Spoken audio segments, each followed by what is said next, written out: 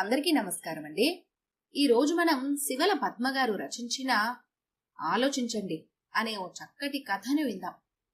ఇక కథలోకి వెళ్దాం. ఏమిటా ఇన్విటేషన్ కార్డు? ఆఫీస్ నుంచి రాగానే టేబుల్ మీద ఉన్న కార్డు చూసి అడిగాడు శ్రీధర్. ప్రేరణ చిల్డ్రన్స్ క్లబ్ వాళ్ళ వార్షికోత్సవం అట. ఏవో చాలా ప్రోగ్రాంలు ఉన్నాయి చెప్పింది రేవతి. పిల్లల పరీక్షలైపోయాయిగా, వెళ్దాం. వాళ్ళకు కూడా నేర్చుకునేందుకు అవకాశం ఉంటుంది. కార్డు చదువుతూనే చెప్పాడు. ముచ్చట గొలిపే ఓ చిన్న ఇంటి ముందు షామియానా వేసి ఉంది. గేటు పక్కన పట్టులంగాలతో ఉన్న ఇద్దరు ఆడపిల్లలు వస్తున్న అతిథులకు ముద్దుగా స్వాగతం పలుకుతున్నారు. మిగతా పిల్లలంతా క్రమశిక్షణతో తలా ఓ పని చేస్తున్నారు.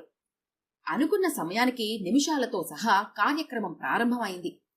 లేత నీలిరంగు కాటన్ చీరలో హుందాగా ఉన్న అన్విత డయాస్ పైకి వచ్చింది. విచ్చేసిన అతిథులందరికీ నా నమస్కారం.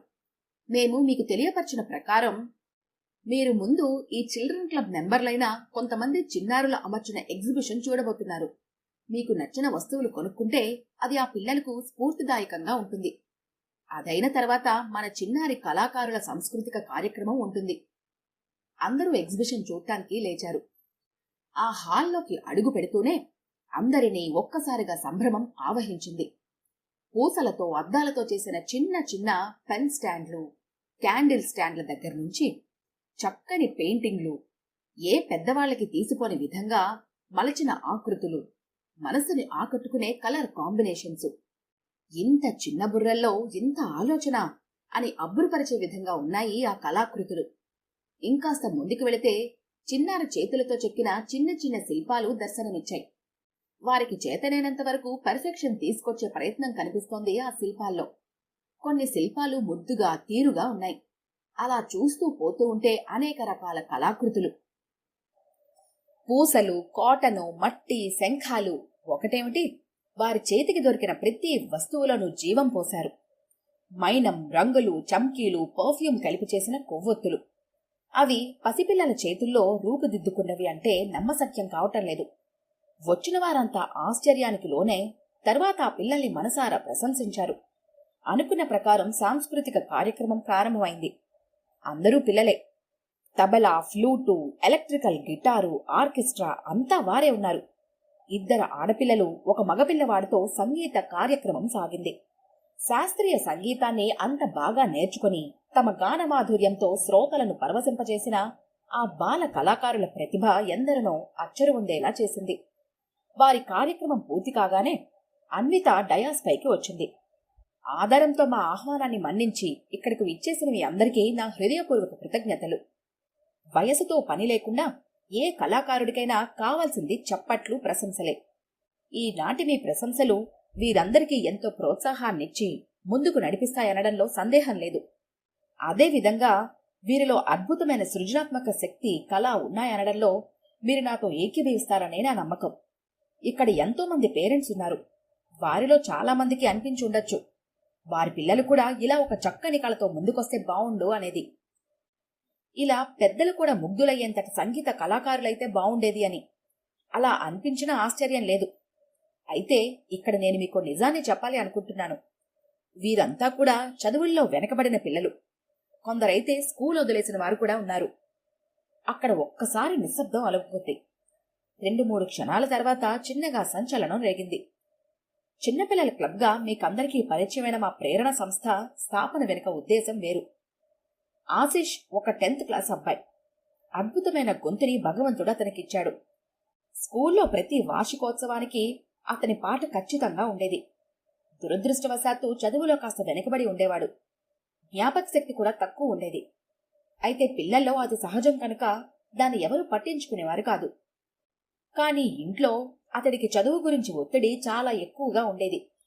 ఇంట్లో పాటలు పాడితే అస్సలు ఒప్పుకునేవారు కాదు. పాటలు తిండి పెడతాయా అంటూ అతడి గొంతు నొక్కేసేవారు. కాని వార్షికోత్సవంలో అతడి గొంతు విన్న ఓ సంగీత దర్శకుడు స్వయంగా స్కూల్కొచ్చాడు ఆ అబ్బాయి కోసం.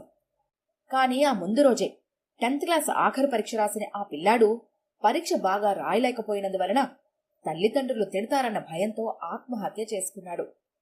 అన్విత గొంతు బాధతో వణికింది. సూది పడితే వినవచ్చేటంతటి నిశ్శబ్దం చోటు చేసుకుంది అక్కడ. అమృతాన్ని చిందించిన అతడి గాన మాధుర్యం ఏమిటో నాకు తెలుసు. ఎందుకంటే అతడి టీచర్లలో నేను ఒకదాన్ని కనుక. అటువంటి వాడు అలా అకస్మాత్తుగా రాలిపోవటం నాకు చాలా షాక్ కలిగించింది.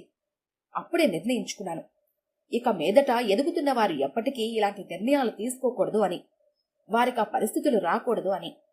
ఆ పసిపిల్లాడిచ్చిన ప్రేరణతోనే ఈ ప్రేరణను ప్రారంభించాను. మా సంస్థ లక్ష్యం ఒకటే, పిల్లల్లో అంతర్గతంగా ఉండే టాలెంట్ని వెలికి తీయటం, ప్రోత్సహించడం, వారిని గర్వంగా సమాజం ముందుకి తేవటం. దానికోసం స్కూళ్లను అప్రోచ్ అవుతాం. చదువులో కాస్త మందకోడిగా ఉండే పిల్లల లిస్టు తీసుకుంటాం. ఆ తర్వాత స్కూళ్ల యాజమాన్యం అనుమతితో వారితో క్లాస్ తీసుకుంటాం. చాలా సహజంగా కాలక్షేపానికి మాట్లాడుతున్నట్టుగా మాట్లాడుతూ వారికి నచ్చే విషయాలను గుర్తుపడతాము. అలానే వారిలో స్వతసిద్ధంగా ఉన్న టాలెంట్ని కూడా ఐడెంటిఫై చేస్తాము. చాలాసార్లు ఈ రెండు ఒకటి కావు. ఒక అమ్మాయి పెయింటింగ్స్ బాగా వేయగలుగుతుంది, కానీ డాన్స్ అంటే మోజు పడుతుంది. పక్కపిల్ల నేర్చుకుంటుందనో లేక తన అభిమాన హీరోయిన్ చేస్తుందనో ఇటువంటి కారణాలతో వాళ్ళు కొన్ని ఇష్టపడతారు. ఈ రకమైన ఇష్టం ఎక్కువ కాలం ఉండదు, వెంటనే మరొకటి నచ్చుతుంది. అయితే పుట్టుకతో కొంతమందికి కొన్ని టాలెంట్స్ వస్తాయి. అవి వారికి భగవంతుడిచ్చిన వరం. వాటిని గుర్తుపట్టి సాన పెడితే ఆ లైన్లో వారు సులభంగా పైకొస్తారు. దానికి కాస్తంత ఓర్పు కావాలి. ఆ కళ ఎంత గొప్పదో వారికి అర్థమయ్యేలా చెప్పగలగాలి. దానిలో పైకి వచ్చి పేరు తెచ్చుకున్న కొంతమంది రోల్ మోడల్స్గా పరిచయం చేయాలి. ఆ విజయం సాధించడానికి మీరైతే ఎక్కువ కష్టపడక్కర్లేదు, ఎందుకంటే అది మీలో సహజంగా ఉంది అని వారికి తెలియజెప్పాలి. వారిపై వారికి విశ్వాసం కలిగేలా చేయాలి. తరచూ వారిలో ఉండే ఆ కళని మెచ్చుకుంటూ ఉండాలి. అది వారిలో ఒక రకమైన ఉత్తేజాన్ని నింపుతుంది. ఇవన్నీ ఒక ఎత్తైతే, పిల్లల్ని ఆ లైన్లో ముందుకు తీసుకుపోవడానికి పేరెంట్స్ని ఒప్పించడం ఒక ఎత్తు. మా ప్రయత్నాలు, మా ఆలోచన వెర్రితనంలా కనిపించేది చాలా మందికి. వారిని భయపెట్టైనా చదివించాలి గాని, ఇలా కలలు కాకరకాయలంటే రేపు వాడు అలా బ్రతుకుతాడు, మా కొద్దీ కలలు అని చెప్పేసిన వారు ఉన్నారు. పిల్లలకి ఏం తెలియదు, వారిలో టాలెంట్ ఏమిటి, వాళ్ళకన్నీ నచ్చుతాయి అని పెదవిరిచిన వారు ఉన్నారు. అన్ని రకాల వారిని కలిసి ప్రాధేయపడి ఒప్పించి పిల్లల్ని ఈ క్లబ్ మెంబర్లుగా చేసుకున్నాము. వారందరికీ వారికి నచ్చిన పని చేసే స్వేచ్ఛ ఇచ్చి కొద్ది రోజులు వదిలేశాం. అది వారిలో దాగి ఉన్న సృజనాత్మకతను వెలికితీసింది. కాస్తంత ప్రోత్సాహం అందిస్తే వారు ఎలా రాణిస్తారో ఒక్కొక్కరు నిరూపించారు. అది మీరు చూశారు. ఇది కేవలం మా చిన్న ప్రయత్నం మాత్రమే. ఈ సందర్భంగా నేను పేరెంట్స్కి 4 మాటలు చెప్పాలని అనుకుంటున్నాను. మనం ఎంత డబ్బు పోసి కార్పొరేట్ స్కూళ్లలో చేర్పించినా పిల్లలందరూ ఒక్కలా ఉండరు. కాంపిటీషన్ ఒక్కలాగే ఉంటే ఉండొచ్చునేమో కానీ పిల్లల గ్రహణ శక్తి ఒకేలా ఉండదు. అది విస్మరించి కాంపిటీషన్ పేరుతో అందరినీ ఒకే సమానంగా నిల్చోబెట్టి పరిగెత్తిస్తున్నారు. వారి మీద చాలా ఒత్తిడి తెస్తున్నారు. ప్రపంచంలో ఉన్న పోటీకి పిల్లల మెదడికి ఎటువంటి సంబంధం లేదు. పోటీ ఉంది కదా అని రేయి పగలు వారిని రుద్దేస్తే దాంతో వాళ్ళు సానబెట్టిన వజ్రాల్లా అయిపోరు. వారు వారిలాగానే ఉంటారు. ఇక రెండవది, ఈ ప్రాసెస్లో పిల్లల్లో కాస్తంత సున్నితత్వమో సృజనో ఒక ప్రత్యేకతో ఏది ఉన్నా అవి మరుగున పడిపోతున్నాయి. వాటికి ఎలాంటి గుర్తింపు ఉండటం లేదు. సన్నగా కూలిరాగం తీస్తే ఈ సంగీతాలు మనకేమైనా తిండి పెడతాయా అంటారు. పెన్సిల్ పట్టుకుని 4 గీతలు గీస్తే ఈ కళలు కడుపు నింపుతాయా అంటారు. చదువు సంపాదన తప్ప జీవితంలో మిగతావన్నీ వ్యర్థమనే దృక్పథంతో పిల్లల్ని పెంచుతున్న తల్లిదండ్రులు అనేక మంది నాకు తెలుసు. మీరంతా పెద్దలు, మీకు తెలియని విషయం కాదు. చదువు కేవలం సంపాదనని ఇస్తుంది. కళ మనిషికి శాశ్వతత్వాన్ని ఇస్తుంది. అంతేకాదు, ప్రతి ఒక్కరూ కావాలనుకున్న కళాకారులు కాలేరు. అది భగవత్ ప్రసాదం, పుట్టుకతో వారు తెచ్చుకున్న వరం. దాన్ని మనం చిదిమేసి చదువు పేరిట కాల రాసేస్తున్నాం. మనిషి తనకిష్టమైన పని చేయడంలో అపరిమితమైన ఆనందం పొందుతాడు. ఆ ఆనందంతో రేయి పగలు ఆ పని ధ్యాసలోనే ఉంటాడు. అది ఒక తపస్సు లాంటిది. అంతటి అంకిత భావం ఆ పని పట్ల ఉండటం వలన ఆ పని ఒక మాస్టర్ పీస్ అవుతుంది. ఈ అంకిత భావమే దానికి పరిపూర్ణత్వాన్ని ఇస్తుంది. ఈ రోజు మీరు చూసిన ఒక్కో వస్తువులోనూ వారెంత ఆలోచన పెట్టి ఉంటారో మీరు ఊహించలేరు. ఆ ఇష్టమే వారికంత ప్రతిభనిచ్చింది. పేరెంట్స్ నిశ్శబ్దంగా వింటున్నారు. పిల్లలు కూడా తమ అల్లరి మరిచి నిశ్శబ్దంగా కూర్చున్నారు. ఈలోగా మరి కొంతమంది పేరెంట్స్ వచ్చి వెనకవైపు కూర్చున్నారు. 2 క్షణాల నిశ్శబ్దం తర్వాత అన్విత కొనసాగించింది. కలలనే కాదు, కొంతమందిలో మంచి నాయకత్వ లక్షణాలు ఉంటాయి. కొంతమందిలో చక్కని కార్యదక్షత ఉంటుంది. ఇంకొంతమందిలో తమకిచ్చిన బాధ్యతను చక్కగా నిర్వర్తించి ఫలితాన్నిచ్చే నేర్పు ఉంటుంది. జీవితంలో ఎదగడానికి చదువు కన్నా కూడా ఇవే ముఖ్యం. కానీ మన పిల్లల్లో ఆ లక్షణాలను మనం గుర్తిస్తున్నామా? గుర్తుపడితే ప్రోత్సహిస్తున్నామా? ఆ ప్రతిభకు మెరుగులు దిద్దుకునే వాతావరణాన్ని కల్పిస్తున్నామా? దేశమంటే అత్యధిక వేతనాలు పొందే ఉద్యోగులేనా? దేశానికి ఇంకెవరూ అవసరం లేదా? ఒక్కసారి ఆలోచించండి. ఈ ధోరణిలో పడి మనం మనకు చెందిన ఎన్నో అద్భుత కళలను వదులుకున్నాం, నిర్లక్ష్యం చేస్తున్నాం. మీరే చెప్పండి. ఒక్కో ప్రాచీన ఆలయంలో శిల్పకళను చూస్తే శిరస్సు వంచి ప్రణమిల్లాలని అనిపించే శిల్పకారులున్న దేశమిది. నేడేది ఆ శిల్పకళ? దానికి మనం ఎంత ఊతమిస్తున్నాము? నేటి తరం గర్వపడేందుకు ఆ తరం మిగిల్చిన వారసత్వ సంపదది. కాని రేపటి తరానికి గర్వకారణమయ్యేలా మనం ఏం చేస్తున్నాం? ఆ ఆలోచనతోనే మా క్లబ్లో శిల్పకళను నేర్పించి ఏర్పాటు చేశాము. మీరు చూసిన శిల్పాలు ఆసక్తి ఉన్న పిల్లలు చెక్కినవే. ఈ వయసులోనే వీరింత ప్రతిభ కనబరిస్తే, వీరికి తగిన వాతావరణం కల్పిస్తే భావితరాలకు మీరు గర్వకారణం కాగలరు. చివరగా నేను మిమ్మల్ని ప్రార్థించేది ఒకటే. చదువులో వెనకబడిన పిల్లలను వేధించకండి, గమనించండి. వారు ఏ వైపు మొగ్గు చూపుతున్నారో, వారి చదువు సాధారణంగా సాగినా నిరాశ చెందకండి, నిందించకండి. మీరు వారిని నిరాశపరిచే కొలది వారు రెండింటికి దూరం అవుతారు. వారికి నచ్చిన పనిని చేయలేరు. మీరు చూపిన మార్గంలో కూడా మనస్ఫూర్తిగా వెళ్లలేరు. ఆ కారణంగా వారు సాధారణంగా ఉండిపోతారు. దయచేసి అటువంటి వారిని తయారు చేయకండి. ఆర్థికంగా మీకు ఇబ్బంది లేకపోతే వారికి నచ్చిన లైన్ని వారిని ఎంచుకోనివ్వండి. అటువంటి ఇబ్బంది ఉంటే మా క్లబ్లో చేర్పించండి. వారికి నచ్చిన విద్య నేర్చుకునే అవకాశం మేం కల్పిస్తాము. ఇప్పుడు మీరు చూసిన విద్యార్థుల్లో కొంతమంది మా సహకారంతో వచ్చిన వారున్నారు. ఇంకొంతమంది మా విన్నపం మన్నించి వారి తల్లిదండ్రులు అర్థం చేసుకుని ప్రోత్సహించిన వారు ఉన్నారు. ఈ పని తల్లిదండ్రులుగా ముందు మీకే సాధ్యం అవుతుంది కనుక ఒక్కసారి వారి వైపు నుంచి ఆలోచించండి. వారిలో సృజనాత్మకతను యాంత్రికంగా మార్చేయకండి. వారిని ఎదగనివ్వండి. ప్రతిభకు, సమర్థతకు ఈ దేశంలో లోటు లేదని నిరూపించండి. దయచేసి ఆలోచించండి. అందరికీ నమస్కరించి స్టేజ్ దిగిపోయింది అన్విత. అంతవరకు అనేక రకాల ప్రదర్శనలు నిర్వహించిన విద్యార్థులంతా ఒకేసారి స్టేజ్ మీదకొచ్చి అందరికీ అభివాదం చేశారు. ఆహ్వానితులంతా కరతాళ ధ్వనులతో వారిని అభినందించారు. వారక్కడ ఉంటుండగానే అన్విత ఓ 70 ఏళ్ల వృద్ధుడితో డయాస్ మీదకొచ్చింది. ఈయన శ్రీ ఉమాశంకర్ గారు. ఈ సందర్భంగా మీతో ఏవో చెప్పాలనుకుంటున్నారు. కొద్దిగా మీ సమయాన్ని కేటాయించమని అందర్నీ ప్రార్థిస్తున్నాను. ఆయన మైక్ దగ్గరికొచ్చి వణుకుతున్న చేతులతో మైక్ పట్టుకున్నారు. నమస్కారం. నా పేరు ఉమాశంకరం.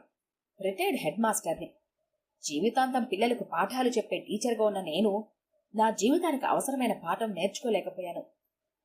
లేక పుట్టిన ఒక్కగానొక్క కొడుకు వృద్ధిలోకి రావాలని నాకున్నదంతా ధారపోసి వాడిని ఐఐటీలో చదివించాను. చిన్ననాటి నుంచి వాడి చదువునకు కఠినంగా ఉంటూ వచ్చాను. వాడు ఒత్తిడికి గురవుతుంటే బాధ కలిగినా అది వాడి మంచి కోసమే కదా అని సరిపెట్టుకున్నానే తప్ప నా ధోరణి మార్చుకోలేదు. వాడి ఇష్టంతో ప్రమేయం లేకుండా నా కోసం యాంత్రికంగా చదువుతూ వచ్చిన వాడికి ఐఐటి కాన్పూర్లో సీటొచ్చింది. మొదటి 2 సంవత్సరాలు ఎలానో నెట్టుకొచ్చినవాడు 3వ సంవత్సరం ఏం జరిగిందో తెలీదు. ఎందుకు మనస్తాపం చెందాడో తెలియదు. 5వ అంతస్తు మీద నుంచి దూకేశాడు. నెల రోజులు మృత్యువుతో పోరాడుతూ మా కళ్ల ముందే నరకం అనుభవిస్తూ, మాకు నరకం చూపిస్తూ ఒకనాడు కన్ను మూశాడు. ఆనాడే మేము చచ్చిపోయాం. లాల్చీ జేబులోంచి రుమాలు తీసి ముఖం తుడుచుకున్నట్లుగా నటించిపోయిన ఆ వృద్ధుడు అది చేతకాక ఆ రుమాల్ని అలానే ముఖానికి అడ్డం పెట్టుకుని బావురుమన్నాడు. చూస్తున్న వారంతా నిశ్చేష్టులయ్యారు. అప్రయత్నంగా అక్కడ ఉన్నవారి అందరి కళ్ళు నిండిపోయాయి. చిక్కటి నిశ్శబ్దం ఆవరించుకుంది అక్కడ. అన్విత లేచి వెళ్లి ఆయన దగ్గరకు చేరుకొని భుజాల చుట్టూ చెయ్యి వేసింది ఓదార్పుగా. ఆమెకు కూడా కన్నీళ్లు తిరిగాయి. కొద్ది క్షణాల అనంతరం ఆయన తేరుకొని రుమాలతో ముఖం కళ్ళు తుడుచుకున్నాడు. కనిపించిన పిల్లలు యాక్సిడెంట్లోనో జబ్బు చేసో పోతే అది మన దురదృష్టం అనుకుంటాం. కాని ఇలా చదువుల ఒత్తిడి భరించలేక ఫెయిల్ అవుతామనే భయం చేత, అలా జరిగితే తల్లిదండ్రులను ఎదుర్కోలేమనో అన్న బాధతో ప్రాణాలు తీసుకుంటే అది పూర్తిగా మన స్వయంకృత అపరాధం. చదువుల పిల్లలకి జీవితాన్ని ఇవ్వాలే తప్ప తీసుకోకూడదు. దయచేసి చదువులని లైఫ్ అండ్ డెత్ క్వశ్చన్ కింద మార్చకండి. ఇలా వాడి చదువే వాడి మృత్యువుకు కారణమవుతుందని తెలిస్తే వాడి చేత అక్షరాలు కూడా దిద్దించేవాడిని కాదు. నాకు నా బిడ్డ కావాలి, అంతే తప్ప ఇంకేమీ వద్దు అని ఈ రోజు తలబాదుకున్నా వాడు రావటం లేదు. గొంతు రుద్ధమైంది ఆయనకి. చదువు మీద స్వతహాగా ఆసక్తి ఉన్న పిల్లల్ని చదువుకోనివ్వండి. అది తక్కువ ఉన్న వారిని ఒత్తిడి చెయ్యొద్దు. వారికి నచ్చిన పని చేయనివ్వండి. అంత మాత్రాన వారి జీవితం వృధా అయిపోదు. రేపు మనం ఊహించలేనంత ఎత్తులకి వారు ఎదగవచ్చు. కాంపిటీషన్ పేరుతో వారి కలలని కాల రాసేయకండి. పోటీ పేరుతో మన పిల్లలని ఎండమావుల వెంట పరిగెత్తించొద్దు. వారి స్వేచ్ఛ వారికిస్తే జాతి గర్వించే ప్రతిభావంతులు ఎందరో వారి నుంచి వస్తారు. దయచేసి ఆలోచించండి. సెలవు. అందరికీ నమస్కరించి తడబడే అడుగులతో స్టేజ్ దిగాడు ఆయన. ఈ కథ గనుక మీకు నచ్చినట్లయితే లైక్ చేయండి, షేర్ చేయండి. మరిన్ని ఇంట్రెస్టింగ్ కథల కోసం మా ఛానల్ని తప్పకుండా సబ్స్క్రైబ్ చేసుకోండి.